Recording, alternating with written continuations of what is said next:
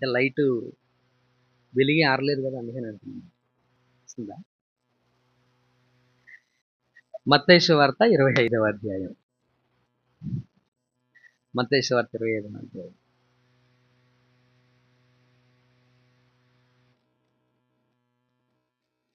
25వ అధ్యాయం ఒక వచనాన్ని మనం చదువుదాం. నేను చెప్తే నాతో పాటు చెప్పండి. ఆ దినమైనను ఆ గడి అయినను మీకు తెలియదు గనుక మెలకువగా ఉండుడి. కొద్ది మాటలు దేవుడు దీవించునుగా. 13 వచనాలు ఉన్నాయి. అన్ని వచనాలు మనం చదివితే 5 నిమిషాలు వెళ్ళిపోద్ది, రైట్? ఈ 5 నిమిషాల్లో ఒకసారి రివిజన్ చేసుకోవచ్చు మనం. అందుకే ఒక వచనాన్ని చదివినిపించా. ఆ వృత్తాంతం అంతా మీకు తెలుసు కాబట్టి, రైట్? 25వ అధ్యాయము మొదటి నుంచి 13 వచనాలు మనం ధ్యానం చేస్తున్నాం. ఈ పాఠంలో పోయిన వారం మనం ఏం నేర్చుకున్నామంటే 10 మంది కన్యకలు. కన్యకలు దేనితో, ఈ వృత్తాంతం అంతా కూడాను పోలికతో చెప్పాడు. ఇదంతా కూడా దేన్నండి? పోలికతో చెప్పాడు. విశ్వాసులను దేవుడు కన్యతో పోల్చాడు. ఎవరితో పోల్చాడండి? కన్యతో పోల్చాడు. విశ్వాసులను దేవుడు ఎవరితో పోల్చాడు? కన్యతో పోల్చాడు. అయితే ఈ 10 మంది గురించి, ఈ 10 మంది విశ్వాసుల గురించి మనం నేర్చుకున్నాం. ఈ 13 వచనాలు మనకేం నేర్పిస్తా ఉన్నాయి? యేసుక్రీస్తు రాకడ వచ్చినప్పటికీ నిజమైన విశ్వాస ఎవరు, నకిలీ విశ్వాస ఎవరు అనేది ఆయన రాకడలో బయలుపరచబడుతుంది అనేది మనం నేర్చుకున్నాం. నిజమైన విశ్వాస ఎలా ఉంటాడు, నకిలీ విశ్వాస ఎలా ఉంటాడు అనేది మనం నేర్చుకుంటున్నాం. సరే, 10 మంది కూడా రక్షణ పొందారు. దివిటీలను చేతితో పట్టుకున్నారు అని మనం నేర్చుకున్నాం. పట్టుకున్నారు అనే దగ్గర దివిటీలు అంటే ఆత్మ అని. ఎవరి ఆత్మ? ఆత్మ ఎవరిది? మనది. ఎవరిది? మన ఆత్మ. వారి దివిటీలను వారు పట్టుకున్నారు. అంటే వారు రక్షణ కలిగి ఉన్నారు అనేది మనం నేర్చుకున్నాం. మన ఆత్మను మనం ఎలా రక్షించుకోగలుగుతామంటే విశ్వాసం ద్వారా, యేసుక్రీస్తును అంగీకరించడం ద్వారా మనము మన ఆత్మను, మన ప్రాణాన్ని రక్షించుకోగలుగుతాం అనేది నేర్చుకున్నాం. అండ్ తర్వాత ఈ 10 మంది కన్యకలు సిద్ధపడ్డారు, ఎదుర్కోవడానికి బయలుదేరారు వాళ్ళు. అంటే సిద్ధపడి వాళ్ళు రెడీ అయ్యారు. బయలుదేరడం అంటే ఏంటి? ఫోన్ చేశారు, రెడీ అవుతున్నాం అని అంటాం, అంటే బయలుదేరుతున్నామని చెప్తాం. రెడీగా బయలుదేరారు. ఏం రెడీ చేసుకున్నారు? ఆత్మలను రక్షించుకొని, విశ్వాసం ఉంచి, ఆ విశ్వాసం ద్వారా రక్షణ పొంది పెళ్లి కుమారుని ఎదుర్కోవడానికి వీళ్ళు సిద్ధపడ్డారు.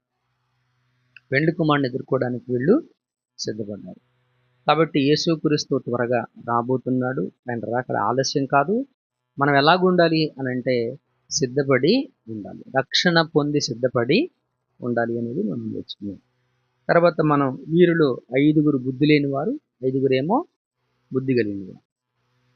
బుద్ధి అంటే జ్ఞానం అనేది కూడా విజ్డమ్ అనే పదం ఉపయోగించారు, వైజ్ అనే పదం ఉపయోగించారు. జ్ఞానం అనేది మనం నేర్చుకున్నాం. బుద్ధి కలిగి ఉన్నారు 5, కొంతమంది ఏమో కలిగి లేరు. బుద్ధి జ్ఞానాలు ఎవరి దగ్గర ఉన్నాయి? దేవుని దగ్గర ఉన్నాయి. సో దీన్ని మనం ఎలా రిప్రజెంట్ చేసాము? యేసుక్రీస్తుని మనము కలిగి ఉండాలి. యేసుక్రీస్తుని మనము కలిగి ఉండాలి. క్రీస్తు ఉంటే చాలు, బుద్ధి జ్ఞానం ఆటోమేటిక్గా విశ్వాసలో వస్తాయి. ఎందుకంటే ఆయన ఉన్నాడు. ఎవరున్నారు? ఆయన మనసు మనం కలిగి ఉండాలి, ఆయనను కలిగి ఉండాలి, ఆయన హృదయంలో ఉండాలి, హృదయంలో ఆయనను మనం కలిగి ఉండాలి అనేటువంటి పాఠాన్ని మనము నేర్చుకున్నాం మిత్రులారా. And not only that one, అంత మాత్రమే కాదు, బుద్ధి కలిగినటువంటి కన్యకలు పెండ్లి కుమారుని ఎదుర్కోవడానికి ఎలా వెళ్ళారు? వాళ్ళు సిద్ధలో నూనె పోసుకొని వెళ్ళారు. దేంట్లో పోసుకొని వెళ్ళారు? సిద్ధలో నూనె పోసుకొని వెళ్ళారు. సిద్ధను హృదయంతో మనం పోల్చి, నూనెను పరిశుద్ధాత్మతో పోల్చి చూసాం. మనము దేవుని ఆత్మను కలిగి ఉండాలి అనేది మనం నేర్చుకున్నాం. మనం ఇంకా ఎఫెసీ పత్రికలు ఏం నేర్చుకున్నామంటే, ఆ పత్రికలు ఉంటుంది కదా, మద్యముతో మత్తులై ఉండకూడి ఆత్మపూర్ణులై ఉండుటి. ఆత్మ మనలో ఎలా పరిపూర్ణమవుతుంది? దేవుని ఆత్మ మనలో ఎలా ఉంటాడంటే విశ్వాసం ద్వారా దేవుని ఆత్మ క్రీస్తు మన హృదయములలో, లేదా క్రీస్తు ఆత్మ మన హృదయములలో నివాసం చేస్తున్నాడు అని. అంటే by faith God is living in us. మనము విశ్వసించడం ద్వారా, విశ్వాసము వలన క్రీస్తు మనలో, క్రీస్తు ఆత్మ మనలో, పరిశుద్ధాత్మ మనలో ఉంటుంది. తర్వాత వాక్యాన్ని మనము అనుసరించాలి. వాక్యాన్ని మనం ఏం చేయాలి? అంగీకరించాలి. వాక్యాన్ని గద్దించిన అంగీకరించాలి, హెచ్చరించిన అంగీకరించాలి, ఆశీర్వాదకరమైన వచనాలు చెప్పినా అంగీకరించాలి, అలాగే బుద్ధి చెప్పినా మనము వాక్యాన్ని అంగీకరించాలి. ఈ వాక్యాన్ని హృదయంలో మనం పెట్టుకోవాలి. ఈ వాక్యం ద్వారా పరిశుద్ధాత్మ దేవుడు మనలో నివాసం చేస్తున్నాడు అనేది మనం నేర్చుకున్నాం మిత్రులారా. వేరేజ్ అక్కడే మనం ఇంకొక డిఫరెన్స్ మనం చూడాలి. బుద్ధి లేని కన్యకల గురించి ఈరోజు నేర్చుకునే ప్రయత్నం చేద్దాం. బుద్ధి లేని కన్యకలు చూడండి. పరలోక రాజ్యం పెండ్లి కుమారుణ్ణి ఎదుర్కోవడానికి బయలుదేరిన 10 మంది కన్యకలను పోలి ఉంది అన్నాడు మొదటి వచనంలో.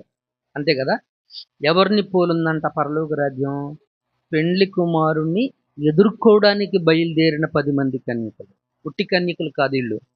ఎదుర్కోవడం అంటే ఏంటి? ఆయనకి ఎదురుగా వెళ్ళటం, ఆయన దగ్గరికి వెళ్ళటం. ఈ 10 మంది ఉద్దేశం ఏంటి? ఆయన్ని ఎదుర్కోవాలనేది. అంతే కదా? ఈ 10 మంది దేనికోసం సిద్ధపడ్డారు? దేనికోసం ఆత్మను రక్షించుకున్నారు? దేనికోసం విశ్వసించారు? దేనికోసం పరిశుద్ధాత్మతో నింపబడ్డారు? దేనికోసం సిద్ధుల్లో నూనె ప్రిపేర్ చేసుకుని వెళ్ళాడు? ఆయన్ని ఎదుర్కోవడానికి. అంటే వీళ్ళ ఉద్దేశాలు ఏంటి? ఆయన్ని ఎదుర్కోవాలన్నదే వాళ్ళ ఉద్దేశం. దీంట్లో ఇక్కడ డిఫరెన్స్ చెప్పాడు అనమాట. 10 మంది యేసుక్రీస్తుని ఎదుర్కోవాలనేదే వారి ఉద్దేశం. అయితే 10 మందిలో 5 జ్ఞానం ఏంటి, 5 జ్ఞానం ఏంటి డిఫరెన్స్ చెప్పాడు అనమాట. 5 నిజమైన విశ్వాస జీవితం జీవించారు, 5 నిజమైన భక్తి జీవితాన్ని జీవించారు. అదే చెప్పాడు దేవుడు అక్కడ. నిజమైన క్రైస్తవ్య జీవితం 5 జీవించారు, 10 మంది బయలుదేరారు. కానీ 10 మంది సిద్ధపడి ఉన్నారా? 10 మంది రక్షణను కొనసాగించారా? 10 మంది నిజమైన క్రైస్తవ్య జీవితాన్ని దేవుడు చెప్పినట్లుగా జీవించారంటే కాదు. 5 సరైనటువంటి రక్షణ జీవితాన్ని వాళ్ళు కొనసాగించారు. ఒక 5 బుద్ధి లేనిటువంటి వారిగా ఉన్నారనమాట. బుద్ధి లేని వారి గురించి మనం ఈరోజు కొంచెం సంక్లిప్తంగా మనం నేర్చుకునేటువంటి ప్రయత్నాన్ని మనం చేద్దాం మిత్రులారా. ఇక్కడ గమనించినట్లయితే బుద్ధి లేని వారు పెండ్లి కుమారుని ఎదుర్కోవడానికి దివిటీ పట్టుకున్నారు. దివిటీని అయితే పట్టుకున్నారు, రక్షించబడ్డారు. కానీ ఆ రక్షణలో వారు కొనసాగలేదు. ఆ రక్షణలో వారు ఏం చేయలేదు? కొనసాగలేదు. కొంచెం డీటెయిల్డ్గా చూస్తూ ఉంటే మీకు అర్థమవుతూ ఉంటుంది. 10 మంది బయలుదేరారు. 10 మందిలో బుద్ధి లేని కన్యకలు కూడా ఉన్నారు. వాళ్ళు రక్షించబడ్డారు, వాళ్ళు బయలుదేరారు, వాళ్ళు కూడా వాళ్ళ దివిటీల్ని పట్టుకొని ఉన్నారు. అందరూ బయలుదేరారు. కానీ ప్రాబ్లం ఏంటి? బయలుదేరినప్పుడు ఈ 10 మందిలో 5 ఎప్పుడు పరిస్థితి ఎలా ఉంటుందో ఏంటో అని చెప్పేసి ముందుగానే సిద్ధులలో ఆ నూనెను పోసుకొని బయలుదేరారు. అంటే వాళ్ళు పరిశుద్ధాత్మతో నింపబడి బయలుదేరారు. మిగిలినటువంటి 5 బుద్ధి లేనటువంటి వారు దేవుని ఆత్మ చేత they are not filled with that. అంటే దేవుని ఆత్మ చేత నింపబడకోకుండా పెండ్లి కుమారుని ఎదుర్కోవడానికి బయలుదేరారన్నమాట.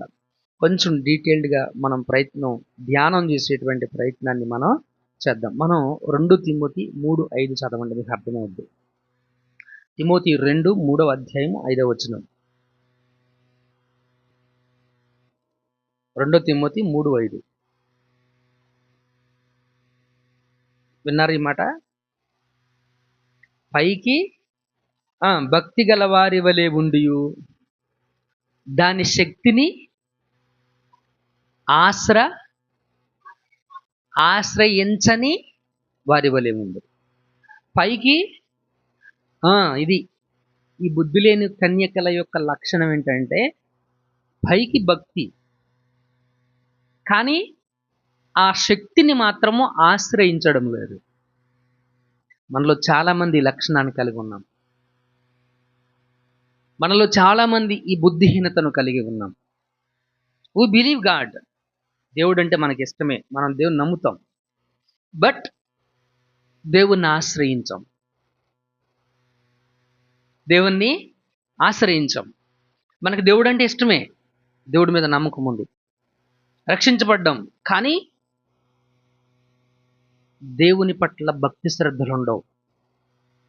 దేవుని పట్ల ఏముండవు? భక్తి శ్రద్ధలు ఉండవు, విశ్వాసం ఉండదు. భక్తి శ్రద్ధలు ఉండవు, విశ్వాసం ఉండవు. దీన్ని ఏమంటాం? బుద్ధిహీనత అని అంటాం మనం. దీన్ని ఏమంటాం మనము? బుద్ధి లేనితనం. ఇదే బుద్ధి లేనితనం. పైకి భక్తి గల వారి వలె ఉంటున్నాం, కానీ ఆ భక్తికి తగిన విధముగా దాని శక్తిని, ఆ భక్తి యొక్క శక్తిని మనం ఆశ్రయించడం లేదు. వీళ్ళ పరిస్థితి కూడా అదే. వీళ్ళు పైకి కనబడుతున్నారు, కానీ లోపల లేదు. లోపల ఏం లేదు? లోపల భక్తి శ్రద్ధలు లేవు. మనం అంతే కదా, పైకి కనబడుతున్నాం కానీ లోపల లేదు, బాధ్యత లేదు. లోపల బాధ్యత ఉండాలి. నేను ఒక విశ్వాసిని, ఇది నా సంఘం, వీళ్ళు నా సంఘ సభ్యులు, ఇది నా కుటుంబం, ఇక్కడ ఏది జరిగినా దానితో నాకు సంబంధం ఉంది, ఎక్కడైనా ఏది జరిగినా ఎవరు చేసినా దానితో నేను ముడిపడి ఉన్నాను, నా కుటుంబ సభ్యులు, నేను బాధ్యతగా ఉండాలి అనేది లేదు. ఎందుకంటే హృదయంలో లేదు, పైకి కనపడుతుంది కానీ లోపల అనేటువంటిది అది లేదు. Whatever the event we do, ఏ ఈవెంట్ చేసినా ప్రతి ఒక్కరూ కూడాను బాధ్యత లేని వారిగానే ఉంటున్నారు. ప్రతి ఒక్కరూ కూడా ఎలా ఉంటున్నారు? నాకు సంబంధం లేదు అన్నట్టుగానే వ్యవహరిస్తున్నాం. కొంతమంది ఉంటారు మందిరాన్ని శుభ్రం చేయట్లేదమ్మా మీరు అన్నాం అనుకోండి, వాళ్ళు తుడుస్తారు అనుకున్నాం పాస్టర్ గారు, ఏమది వాళ్ళు చేస్తారు అనుకున్నాం పాస్టర్ గారు, అదేంటో నాకు అర్థం కాదు. వాళ్ళు చేయటం ఏంటి, వాళ్ళు తుడవటం, మరి నువ్వేం చేస్తావు? నీకు బాధ్యత లేదా? ఇది కాదా బాధ్యత రహితంగా వ్యవహరించటం అంటే? ఏదైనా ఒక ఈవెంట్ చేయాలంటే భయం వేస్తుంది. నాకైతే భయం వేస్తుంది. ఒకటి, మీరు మనసులో ఏమనుకుంటారో నాకు తెలియదు, రారు, ఆ రోజే రారు, కావాలని రారు. రెండు, బాధ్యత ఉండదు, దులిపేసుకొని వెళ్ళిపోతారు. మన రెస్పాన్సిబిలిటీ కాదంట. ఆ కుర్చీలు బయటే ఉంటాయి, బోళ్ళు బయటే ఉంటాయి, అన్నీ బయటే ఉంటాయి. We don't do that. మన రెస్పాన్సిబిలిటీ కాదు అది. ఎవరికి వాళ్ళు వదిలేసి వెళ్ళిపోతారు. మరి ఎవరు చేస్తారు అవన్నీ? అది కాదా బుద్ధిహీనత అంటే? బుద్ధి లేనితనం అంటే అది కాదా? నాకు తెలియకూడదు, అది కాదా? అది అవునంటారా కాదంటారా? మాట్లాడరేంటి? అవునా కాదా? మాట్లాడండి, అవునా కాదా? ఎస్, అవును. This is your family, abundant life అనేటువంటి ఉంటుంది. ఒక కుటుంబం, ఒక కుటుంబ సభ్యులుగా కుటుంబంలో ఉన్న వ్యక్తి ఎవరైనా ఏదైనా అంటే, నాకు ఈ కుటుంబంతో సంబంధం లేదని వెళ్ళిపోతావా? మా అన్నయ్య నన్ను తిడితే నాకు ఈ కుటుంబంతో సంబంధం లేదు, నీకు నాకు ఎలాంటి సంబంధం లేదని వెళ్ళిపోతానా? అవునా కదా? వెళ్ళిపోయిన తర్వాత మా అన్నయ్యని ఎవడో కుట్టాడని తెలిసింది, ఊరుకుంటానా? It's blood, right? మనందరం ఒకే రక్తం చేత కడగబడ్డాం, మనందరం ఒకే శరీరంలోని ఆహారాన్ని మనం భోజనం చేస్తున్నాం, మనందరం ఒకే బల్లలో చేతులు పెడుతున్నాం. తలకు బల్లం ఇవ్వట్లేదు కదా, ఒకే బల్లలో మనం చేతులు పెడుతున్నాం. ఒక మనిషి ఏదో బుద్ధిహీనుడయ్యో, అజ్ఞానుడయ్యో, లేకపోతే ఇంకొకటయ్యో సాతాను చేత కప్పబడ్డో ఏదో మాటలు మాట్లాడాడు అనుకుందాం. తింటాకు వస్తున్నారు, ప్రార్థనకు రావట్లేదని సరే అన్నాడు అనుకుందాం. వాడికి బుద్ధి లేదని నీకేమైంది? బుద్ధి అన్న వ్యక్తికి బుద్ధి లేదు, జ్ఞానం లేదు, పశ్చాత్తాపం లేదు. What about you? దేవుడు చూసుకుంటాడులే, సరే, వాళ్ళ విజ్ఞతకు మనం వదిలేద్దామని మనం ఎందుకు ప్రవర్తించలేకపోతున్నాం? ఆలోచించాల్సినటువంటి విషయం మిత్రులారా. పైకి భక్తి ఉంది, కానీ దాని శక్తిని మనము ఆశ్రయించటం లేదు.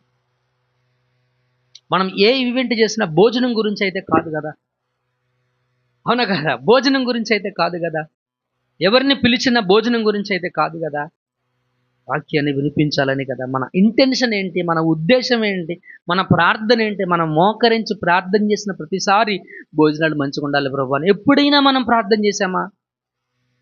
వి నెవర్ ప్రే అబౌట్ ఇట్. మనం ప్రార్థన చేసిందల్లా ఒకటే వాక్యం, వాక్యం.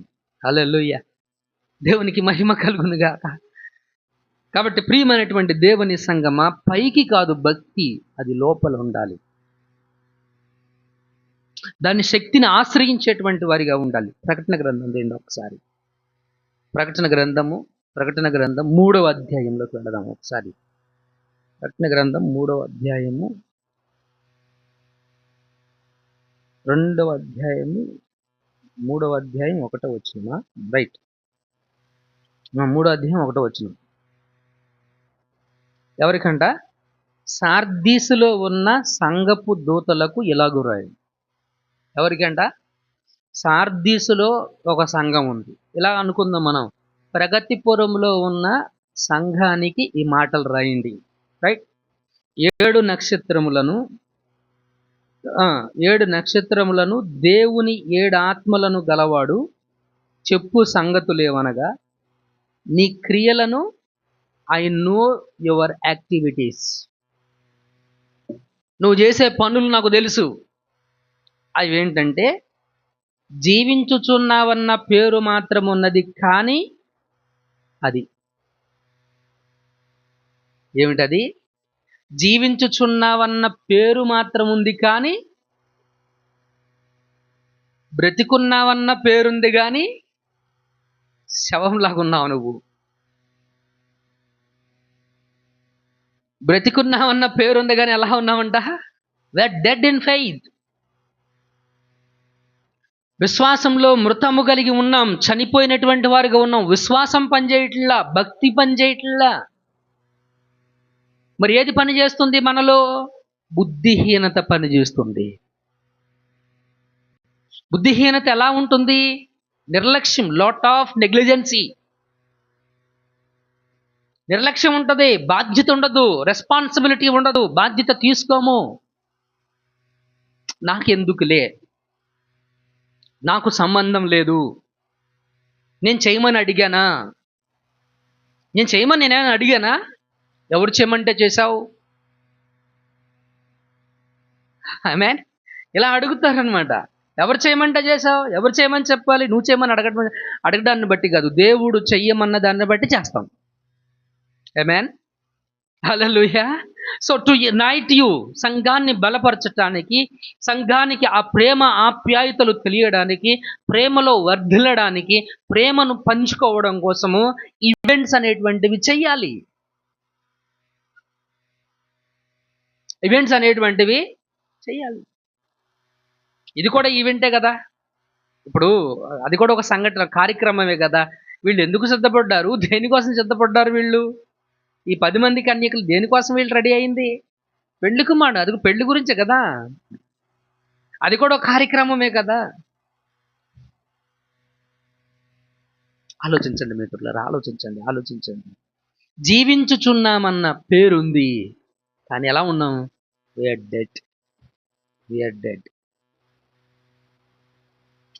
కాళ్ళు చేతులు మొండెం పని చెయ్యని ఒక వ్యక్తి మంచంలో పడుంటే అతను ఏమంటాం? చచ్చుబడిపోయిన వ్యక్తిని మనం చూసి మనం ఏమంటాం? బ్రతుకున్నాడు కానీ చచ్చినలాగా, శవంలాగా ఉన్నాడు అని. Where is our devotion? ఏది మన భక్తి? ఏది మన విశ్వాసం? దాని శక్తిని మనం ఎందుకు ఆశ్రయించలేకపోతున్నాం? అంటే నీ ఫెయిత్ నకిలీదా? నీ భక్తి నకిలీయా? నువ్వు చూపించే ప్రేమ, నువ్వు చూపించే ఆప్యాయతలు, వాటిల్లో నిజం లేదా? ఒక సంఘంలో నేను కొంతకాలం పనిచేసినప్పుడు ఒక ఫ్యామిలీ నన్ను బాగా విపరీతంగా ప్రేమించారు. అన్ని విషయాల్లో చాలా బాగా కేర్ చేసేవాళ్ళు.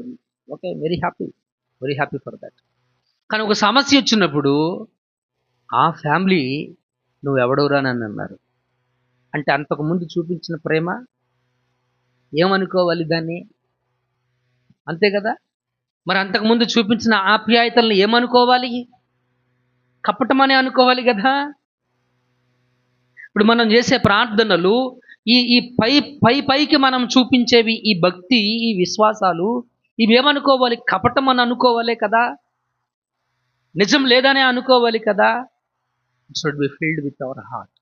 ఖచ్చితంగా మనము హృదయంలో నుంచే చేయాలి. ఏది చేసినప్పటికీ కూడా హృదయంలో నుంచి చేయాలి, మనస్ఫూర్తిగా చేయాలి. దేవుడు పిచ్చోడు కాదు. నిన్ను ఆయన ఆరాధన చేసేటప్పుడు నీ పూర్ణ ఆత్మతో చేయమన్నాడు. అర్థమైందా? నీ పూర్ణ మనసుతో చేయమన్నాడు, బలవంతంగా కాదు. It is not by force. ఆయన ఆరాధించిన, ఆయన ప్రేమించిన, ఆయన ఆజ్ఞలను అనుసరించిన, నువ్వు రక్షణ పొందిన, ఏది చేసినా దేవుడు నిన్ను ఎలా చేయమన్నాడు, ఎలా తన దగ్గరికి రమ్మన్నాడు? నీకై నువ్వు, నీ మట్టికై నువ్వు, నీ అంతటా నీవే ఆయన దగ్గరికి రమ్మని చెప్పాడు. ఈ 5 కన్యకల్లాగా ఉంటే అల్టిమేట్గా ప్రభు మనకేం చెప్తాడో తెలుసా? చివరిగా ప్రభు వాళ్ళకి ఏం సమాధానం చెప్పాడో తెలుసా? మీరెవరో నాకు తెలియదు. మీరెవరో నాకు తెలియదు. విశ్వాసుల్లో రకాలు ఉంటాయి కదా. విశ్వాసంతో ఉన్నవారు, మధ్యస్థంగా ఉన్నవారు, ఓకే, అసలు విశ్వాసం లేనివారు. 3 స్థాయిలు ఉన్నాయి కదా. అసలు విశ్వాసం లేని వాళ్ళు, ఇటు వీళ్ళు విశ్వాసులు కాదు, అటు ఈ బ్యాచ్ ఇదే, ఈ బ్యాచ్ ఇదే. ప్రతిదానికి అలుగుతారు, ప్రతిదానికి ఏం చేస్తారు? అలుగుతారు. ఈ మధ్యస్థంగా ఉన్న వాళ్ళు ఇటు విశ్వాసులు కాదు, ఇటు వీళ్ళు అవిశ్వాసులు కాదు, వీళ్ళు మధ్యస్థంగా ఉన్నారు. అదే 3వ అధ్యాయం 15-16 వచనాలు కూడా చదవండి. నీ క్రియలను నేను ఎరుగుదును, నీవు చల్లగానైనను వెచ్చగానైనను లేవు. నీవు చల్లగానైనను వెచ్చగానైనను ఉండిన మేలు, నీవు వెచ్చగానైనను చల్లగానైనను ఉండక నులువెచ్చగా ఉన్నావు గనుక నేను నిన్ను నా నోటి నుండి ఉమ్మివేయను ఉద్దేశించుతున్నాను. ఇలాంటి వాళ్ళని దేవుడు ఏం చేస్తాడంట? అప్పుడప్పుడు అంటాను చూసా, బ్రతుకు ఏం బ్రతుకురా అంటాను చూసారా, అదనమాట. నీదేం బ్రతుకురా, నీది ఒక బ్రతికేనా? ఎన్నిసార్లు చెప్పాలరా, ఎన్నిసార్లు వివరించాలిరా, ఎన్నిసార్లు బోధించాలిరా, ఎలా చెప్పాలరా, ఎలా చెప్తే నీకు అర్థమవుతుందిరా అని, ఇక నువ్వు మారవరా అని చెప్పేసి చిరాకు వచ్చి అని మనం ఉమ్మేస్తాం చూసారా, అది అలా వేస్తాడంట దేవుడు. ఎందుకని? ఇటు చల్లగాను లేడు, ఇటు వెచ్చగాను లేడు. చల్లగాను లేడు, వెచ్చగాను, ఇటు భక్తి లేదు, అలాగని భక్తి ఉందని చెప్పడానికి కూడా లేదు. నిలువెచ్చని స్థితి, నిలువెచ్చని స్థితి. ఇలాంటి భక్తి జీవితాన్ని మనం జీవించటం వల్ల నీకేంటి ప్రయోజనం? ఉంటే అటుండు, లేకపోతే ఇటుండు, లేకపోతే ఇటుండు. అది ఇది కలిపి మిక్సీ చేసే ప్రయత్నం చేయొద్దు. అది ఇది కలిపి మిక్సీ చేసే ప్రయత్నం అయితే చేయొద్దు. పెళ్ళిళ్ళప్పుడు చూడాలి, అయితే ఏదన్నా ఫంక్షన్లప్పుడు చూడాలి. క్రైస్తవులు భక్తి కనపడద్ది. ఆడు క్రైస్తవుడు అర్థం కాదు, అన్యుడో అర్థం కాదు. నేను క్రైస్తవుడు అంటాడు, పాస్టర్ గారి చేత ప్రార్థన చేయిస్తాడు, బయలుదేరుకొని రుద్దినట్టు రుద్దుతాడు. వచ్చే ముందు అదే చేస్తారుగా. అదే అంటే దాని ఉద్దేశం ఏంటనంటే, అరే నీకు పెళ్లి చేస్తున్నాము, ఇక నీ పరిస్థితి బయలుదేరుకోడేరా, ఇక తర్వాత నీకు ఉంది ముసళ్ళ పండగ, నిన్ను నాశనం చేయడానికి సిద్ధపరుస్తున్నావురా నాయన అని. అవునా కదా? We don't understand what kind of Christianity it is. Is it learned by God or is it learned by people? దేవుడు నీకు నేర్పించాడా, లేకపోతే సమాజం చెప్పిన దాన్ని నువ్వు పాటిస్తున్నావా? ఓ పాస్టర్ గారు అంటాడు వెళ్ళకూడదు. ఎందుకనంటే వెళ్ళకూడదు అంటారుగా. ఏమిటంట? వెళ్ళకూడదని అంటారుగా. ఈడెవడు ఇంతకీ పాస్టర్ గారేనా కాదా తెలియ అడుగుతున్నా నేను. వెళ్ళకూడదు అంటారుగా. ఇలాంటి వాళ్ళ కదా దేవుని వాక్యము భ్రష్టు పడుతుంది, దేవుని వాక్యాన్ని భ్రష్టు పట్టించాలని ప్రయత్నం చేస్తుంది. ఇలాంటి మూఢ విశ్వాసాలని బోధించే వారి వల్ల కాదా, ఇలాంటి మూఢత్వాన్ని ప్రకటించే వారి గురించి కాదా దేవుని నామము అవమానపరచబడుతూ ఉంది. మనం కూడా అలాగే ఉన్నాంలే, మనకి వాక్యం చదివే పనే ఉంది. మాస్టర్ గారు చెప్తారు ఎందాం, అదే వాక్యం, అదే చదవటం, అదే వింటాం. ఆలోచించాడు ప్రియమైన దేవుని సంగమం. బ్రతికున్నామన్న పేరుంది కానీ మృతుడే. వీళ్ళు ఎలా ఉన్నారు? ఈ బుద్ధి లేని వాళ్ళు నులివెచ్చగా ఉన్నారు. అటు చల్లగా లేరు, ఇటు వెచ్చగా లేరు. Is not a Christian at the same time. అలాగని అతడు భక్తి కలిగినటువంటి వాడు కాదు, భక్తి లేనివాడు కూడా కాదు. నులివెచ్చని భక్తి ఉంది కానీ దాని శక్తిని ఆశ్రయించడం లేదు. అదే చెప్తున్నాడు. ఇలాంటి లక్షణం మనలో చాలా మందికి ఉంది మిత్రులారా. వీ హ్యావ్ ఫెయిత్, మనకు చాలా భక్తి ఉంది, డివోషన్ ఉంది, కానీ బాధ్యతలు లేవు. సంఘం అంటే ప్రేమ లేదు.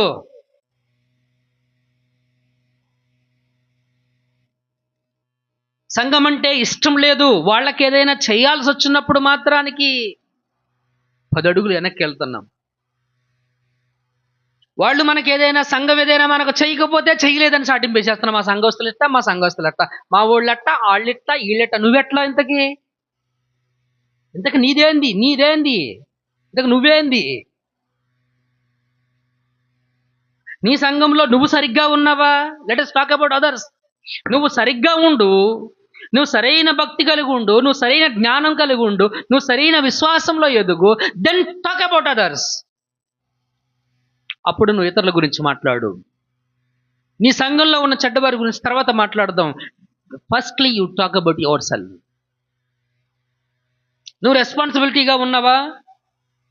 నువ్వు నిర్లక్ష్యంగా లేకుండా భక్తి విశ్వాసంలో ఎదుగుతున్నావా?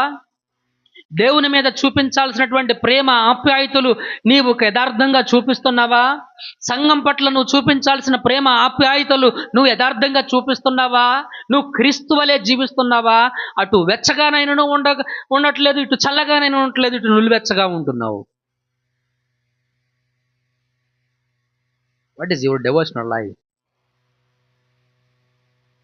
ఇది బుద్ధి లేని కన్యకల యొక్క పరిస్థితి. బుద్ధి లేని కన్యకల యొక్క ఆ పరిస్థితి. యెషయా గ్రంథం 58వ అధ్యాయంలోకి రండి. యెషయా గ్రంథం 58వ అధ్యాయం చూసారా? 2వ వచనం.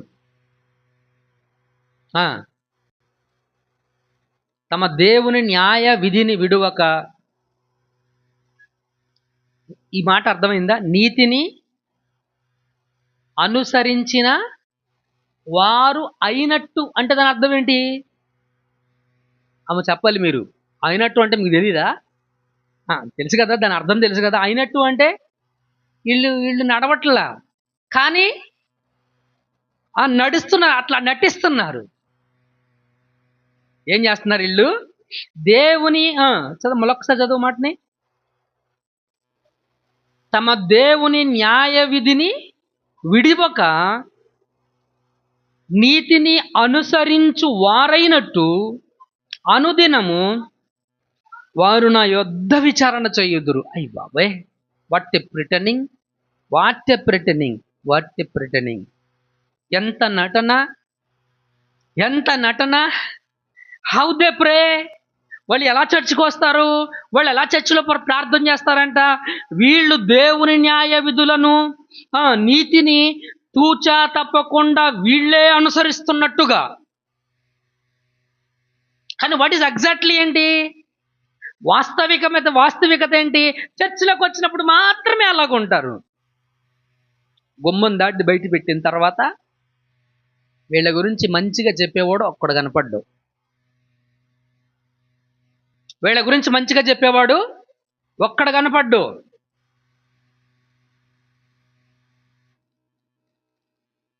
సంఘమునకు వెలుపటి వారి ఎడల మంచి సాక్ష్యం కలిగి ఉండాలని చెప్పాడు దేవుడు. ఎవరి వల్ల? సంఘానికి వెలుపట. అంటే ఎవరు? వీళ్ళు మందిరానికి రాని వాళ్ళు, ప్రార్థన అంటే తెలియని వాళ్ళు, వాక్యం అంటే తెలియని వాళ్ళు, విశ్వాసులు కాదు. అవిశ్వాసుల దగ్గర నీకు ఎలాంటి సాక్ష్యం ఉండాలి? నీకు ఒక మంచి సాక్ష్యం ఉండాలి. సునీల్ కుమార్, ఎస్, గుడ్ అని ఎవరు చెప్పాలి?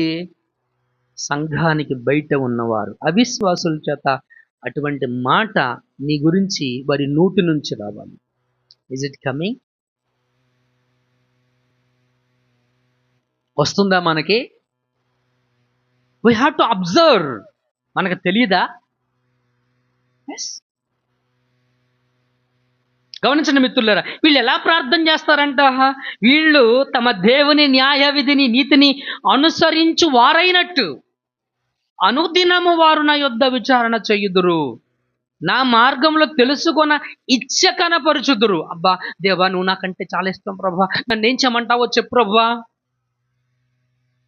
నిత్య జీవం కావాలని ఒక యవనస్తుడు వెళ్ళాడు, చూసారా? వెళ్ళి ఏమడిగాడు? నిత్య జీవం పొందుకోవాలంటే నేనేం చెయ్యాలి? ఈడేదో పెద్ద చెబితే చేసేవాళ్ళలాగా, ఈడేదో పెద్ద చెబితే చేసేవాళ్ళలాగా అడిగాడు. తీరా చెబితే చేశాడా?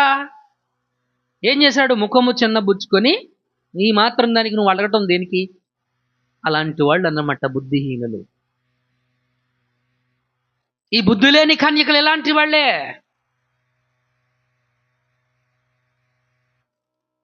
నాకు దేవుడు అంటే ఎంతో ఇష్టం, అది నువ్వు చెప్పాల్సిన అవసరం లేదు.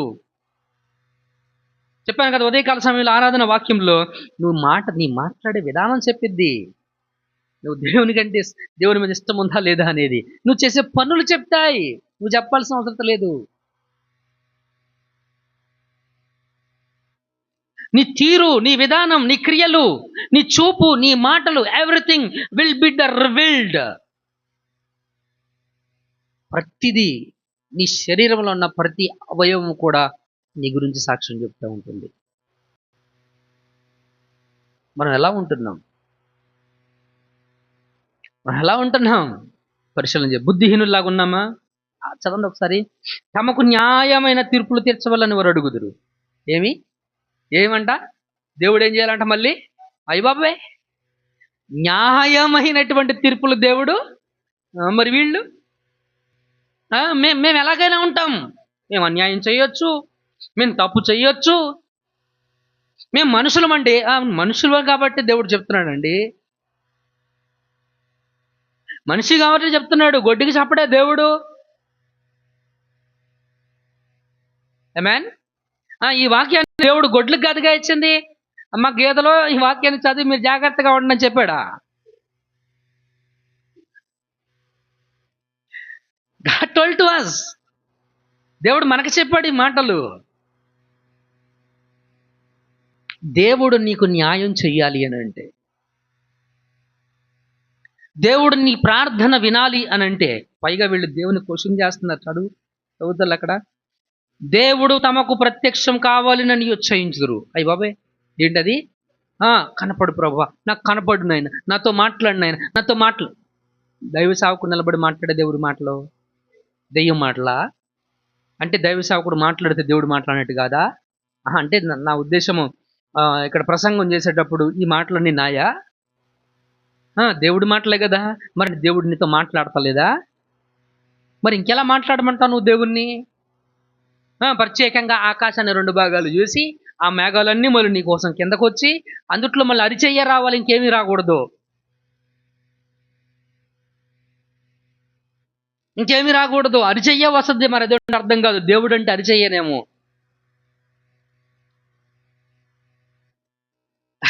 అరిచెయ్య ఒకటే ఉందా దేవునికి? ఇంకేమీ లేవా? ఆయన వ్యక్తి. ఇస్కేల్ అంటాడు ఆయన కూర్చున్నప్పుడు, యెషయా అంటాడు ఆయన కూర్చున్నప్పుడు సింహాసనం చుట్టూరు మంటలు ఉన్నాయని, ఆయన కూర్చొని ఉన్నాడని. రైట్? ఆయన వస్త్రాల గురించి ఎన్నో వివరణలు ఉంటాయి మనకి. అంటే సంపూర్ణంగా దేవుణ్ణి చూసిన వారు ఎవరు కూడా లేరు. ఆయన నేత్రాల గురించి చెప్పాడు, ఆయన తల గురించి చెప్పాడు. కానీ మనోళ్ళకి మాత్రం అరిచేయి మాత్రమే, తెల్లని వస్త్రాలు మాత్రమే, what nonsense it is. గమనించవలసినటువంటి విషయం ఇది. దేవుడు తమకు ప్రత్యక్షం కావాలని నిశ్చయింతురు. మేము ఉపవాసం ఉండగా నువ్వెందుకు చూడవు? అయ్యో బాబోయ్, మేము ఉపవాసం ఉండగా నువ్వెందుకు చూడవు? మేము మా ప్రాణములను పరుచుకొనగా నువ్వెందుకు లక్ష్యం చేయవు అని అందురు. నీ ఉపవాస దినమున మీరు వ్యాపారం చేయుదురు, మీ పనివారి చేత కఠినమైన పని చేయించుదురు. మీరేం ఉపవాసం ఉండి మనసు అది పోలేదుగా, మనసులో అది కూడా ఉందిగా, హృదయంలో అది కూడా ఉందిగా. ఇక్కడేమో నేను దేవునితో ఉపవాసం అంటే దాని అర్థం ఏంటి? మనకు తెలిసిందల్లా ఒకటే, అన్నం మానేయడం.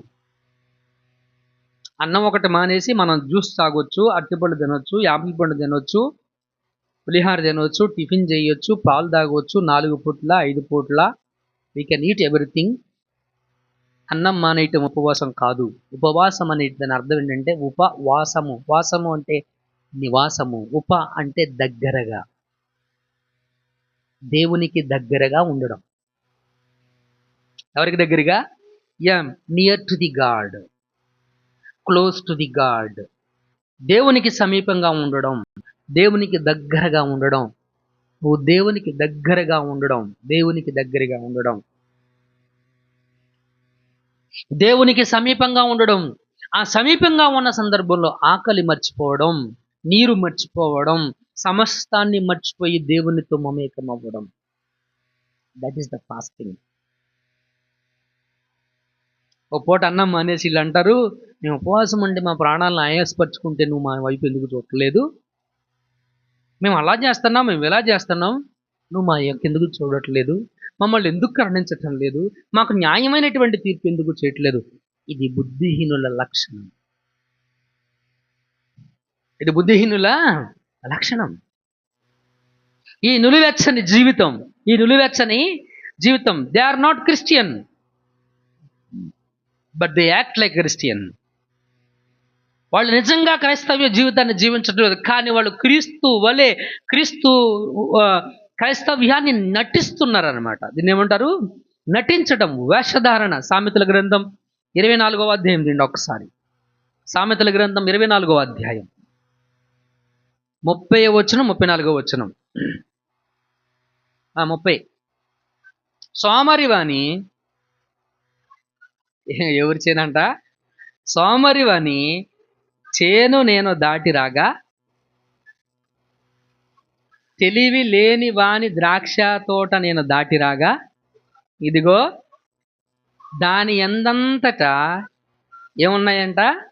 ముండ్ల తుప్పలు బలిసి ఉండెను, దూలగొండు చెట్లు దాన్ని కప్పి ఉండెను, దాని రాతి గోడ పడి ఉండెను. నేను దాన్ని చూసి యోచన చేసుకుంటుని, దాన్ని కనిపెట్టి బుద్ధి తెచ్చుకుంటుని. ఏంటంట? దాన్ని కనిపెట్టి ఎవరి చేను దాటొచ్చాడంట? సోమరివాడు. ఎవరంట? తెలివి లేనివాడు. ఈ సోమరుడే తెలివి లేనోడు. ఈ తెలివి లేనివాడిని ఏమందాం మనం?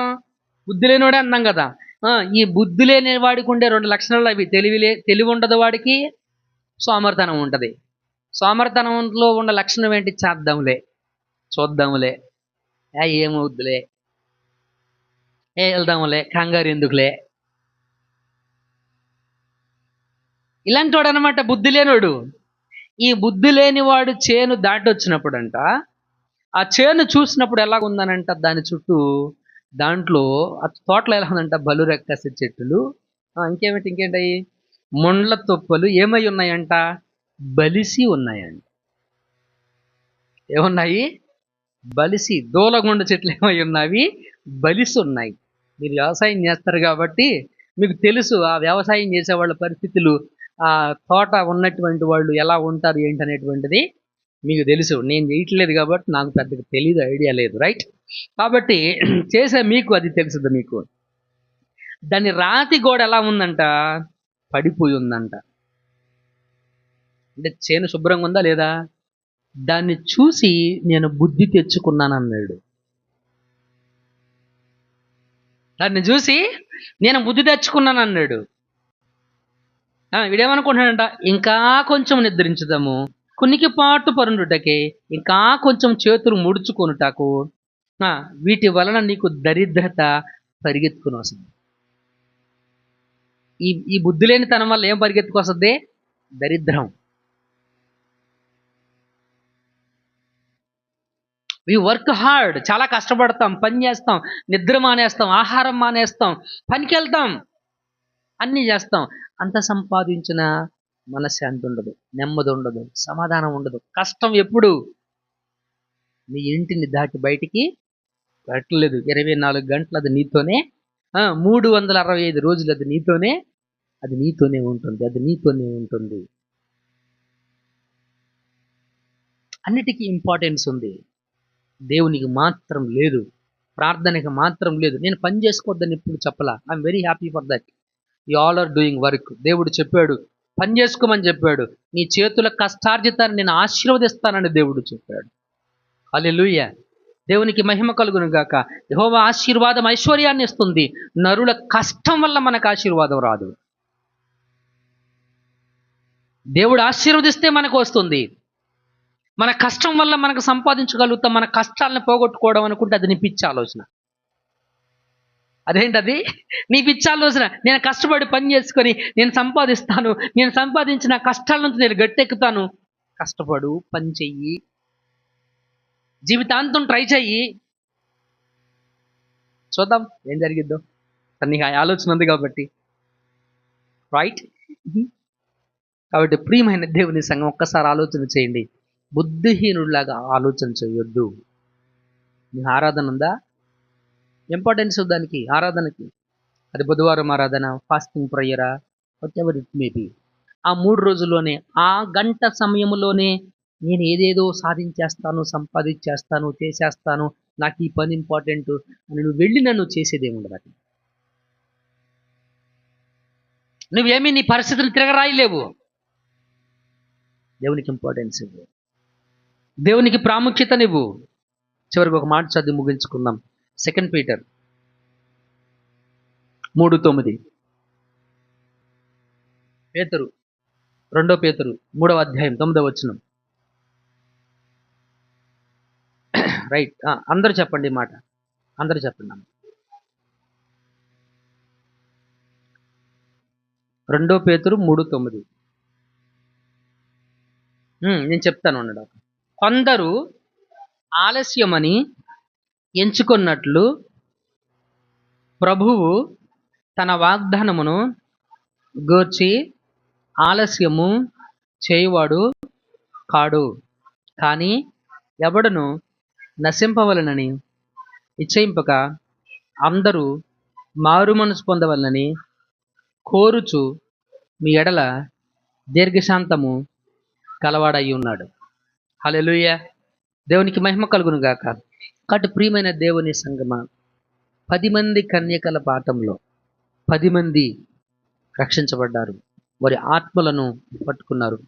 10 మంది ఉద్దేశం ఒకటే, పెండ్లి కుమారుని ఎదుర్కోవడానికి. అంటే ఇక్కడ ఉద్దేశాలు ఏం పనికిరావు. అనుకున్నాను ఇలాంటి ఏం పనికిరావు. అనుకోవటాలు కాదు, అనుకున్నది చేయడం. నువ్వు అనుకున్న దానికోసం నువ్వేం చేస్తున్నావు? వీళ్ళకి ఉద్దేశం ఉంది, పెండ్లి కుమారుని ఎదుర్కోవాలని. పెండ్లి కుమారుని ఎదుర్కోవాలనే ఉద్దేశం ఉంటే సరిపోదు.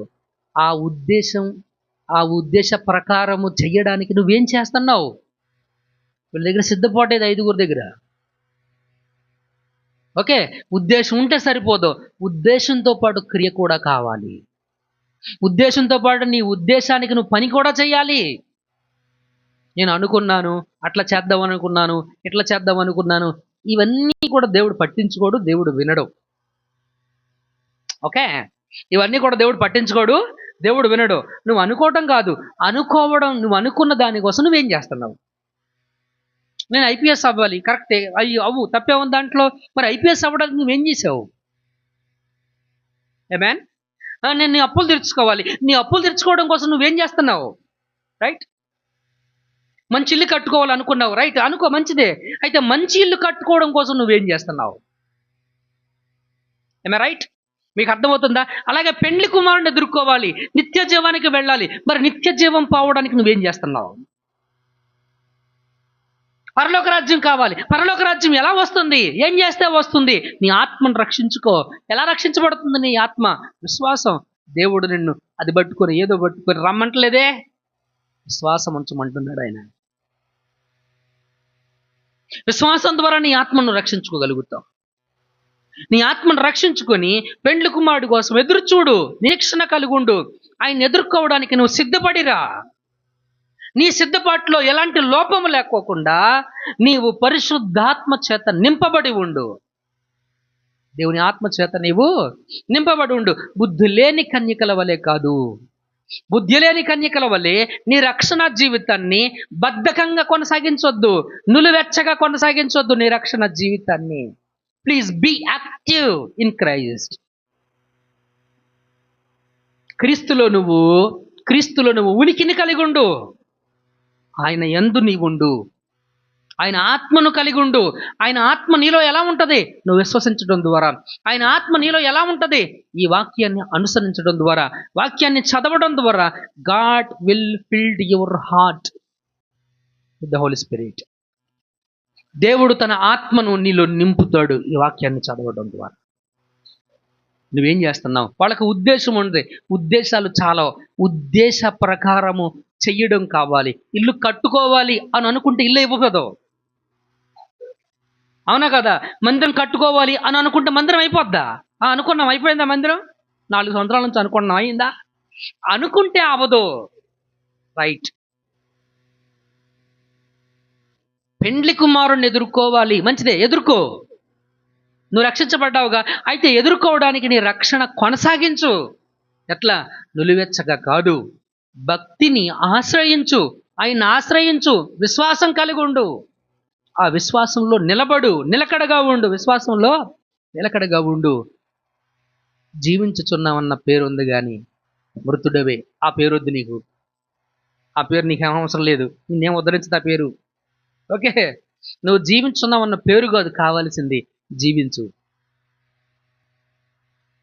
ఓకే, హల్లెలూయా. దేవునికి మహిమ కలుగును గాక.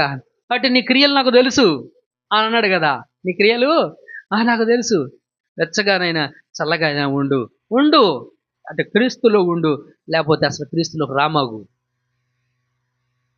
అది నీ నిర్ణయం, అది నీ పర్సనల్ నిర్ణయం. రావద్దని అంటే దేవుడు రావద్దని నేనేమని అంటలేదు. మళ్ళీ ఇది ఒకటి తంట, మీ ఏది చెప్పినా తంట వస్తుంది నాకు. మంచి డిసిషన్ తీసుకోవాలి. మంచి డిసిషన్ అనేటువంటిది తీసుకోవాలి. పిలుస్తున్నాడు. ప్రభులో ఉంటే నువ్వు నిత్య జీవాన్ని, పరలోక రాజ్యాన్ని స్వతంత్రించుకుంటావు. ఆయన తన రాకడను గురించి ఆలస్యం చేసేవాడు కాదు. ఆయన ఎందుకు ఆలస్యం చేస్తాడంటే మనం ఇంకా రక్షణ పొందాలి. రోజులు గడిచే కొద్దీ మన రక్షణ చాలా సమీపంగా మనకుంది. ప్రార్థన చేసుకుందాం. కళ్ళలు వంచండి, కళ్ళు మూసుకోండి.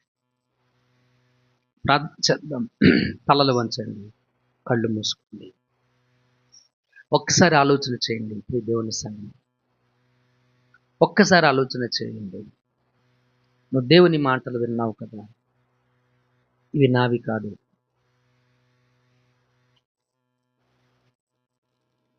ఇవి నా మాటలు కాదు.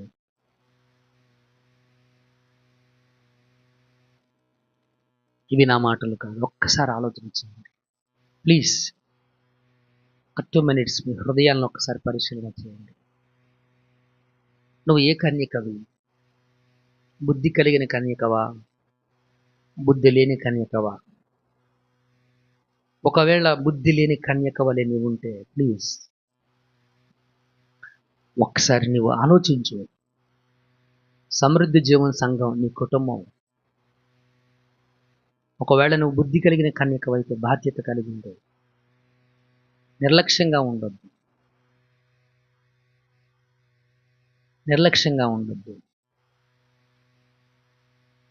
అజాగ్రత్తగా ఉండొద్దు. నిర్లక్ష్యాన్ని విడిచిపెట్టే. Please take a responsibility. ఎవరైనా నోరు వారి ఇష్టానుసారంగా మాట్లాడితే ఓర్చుకో, తప్పేముంది? యేసుక్రీస్తు ఓర్చుకున్నాడుగా.